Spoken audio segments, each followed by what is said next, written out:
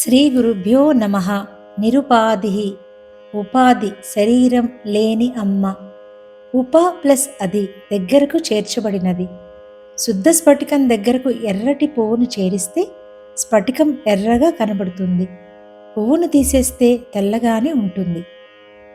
పువ్వు తన ధర్మాన్ని స్ఫటికంలో ప్రతిబింబించడం ఉపాధి. అలా అమ్మకు కూడా ఉపాధి ఉన్నట్టు అనిపిస్తుంది, ఉండదు. పువ్వు యొక్క ఎర్రదనం వల్ల స్ఫటికం ఎర్రగా ఏమీ అవదు. పువ్వును తీసివేయగానే అది స్వచ్ఛంగానే ఉంటుంది.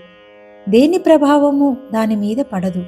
ఆ విధంగా ఉపాధి అవసరం లేని శుద్ధ స్ఫటికం అమ్మవారు.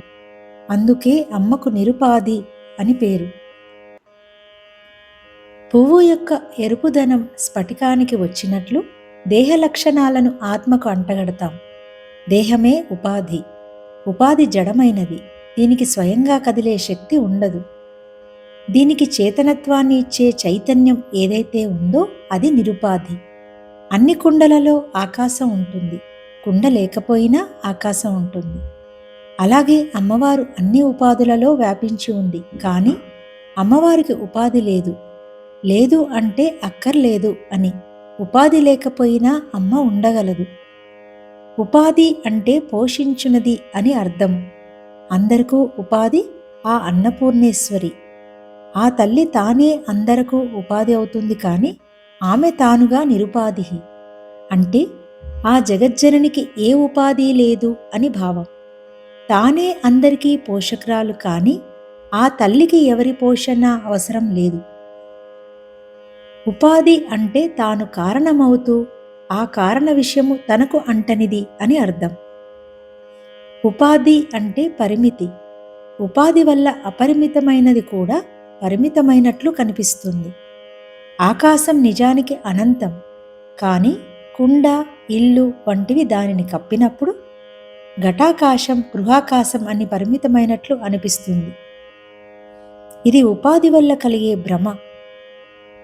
అరుణవర్ణంలో ఉన్న పార్వతి శివుడి పక్కన కూర్చొని ఉన్నప్పుడు శివుడికి ఎర్రటి వర్ణం వచ్చినట్లుగా కనిపిస్తుంది. అంటే తనకు లేని లక్షణం దగ్గరగా ఉండడం వల్ల అంటుకున్నట్లు కనిపిస్తుంది. ఇతరుల ప్రభావం తనపై ఉండడం అనేది సర్వసామాన్యమైన విషయం. దానికి కారణం అవిద్యే. అవిద్య ఎంత బలంగా ఉంటే అంత బలంగా ఇతరుల ప్రవర్తన తనకు కలవరం కలిగిస్తుంది. ఇతరుల ప్రవర్తనతో చలించకుండా తాను తానుగానే ఉండగలిగే స్థిర మనస్సుతో ఉంటే అవిద్య వల్ల తాను అంతగా హింసించబడడు. ఉద్వేగానికి గురి కాబడనివాడు, ఉద్వేగము కలిగించనివాడు నా భక్తుడు అని గీతలో ఉంది. ఇతరము ఇతరులుగా కనబడుతుందేది చైతన్యమే అని తెలిసిన వారే ఉపాధి ధర్మాల ప్రభావం సోకకుండా హాయిగా జీవించగలుగుతారు. జీవనం సాగడానికి ఉపాధి, ఉద్యోగం అవసరం. అలాగే ఆత్మ ఉన్నట్లుగా కనబడాలంటే ఆత్మకు ఉపాధి, శరీరం అవసరం. అంతటా ఉన్న ఆకాశం నీటిలో ప్రతిబింబించి ప్రత్యేకంగా కనబడినట్లు అంతటా ఉన్న అమ్మ ఈ ఉపాధిలో ప్రత్యేకంగా ప్రకాశించడమే జీవ లక్షణం. నేనున్నాను అంటే అమ్మ ఉన్నట్టు. నేను కదులుతున్నాను అంటే అమ్మ కదులుతున్నట్టు. నేను తలుస్తున్నాను అంటే అమ్మ తలుస్తున్నట్టు. నేను మరిచాను అంటే అమ్మ మరిచినట్టు. మరపు అమ్మే, జ్ఞప్తి అమ్మే. బంధము అమ్మే, మోక్షము అమ్మే.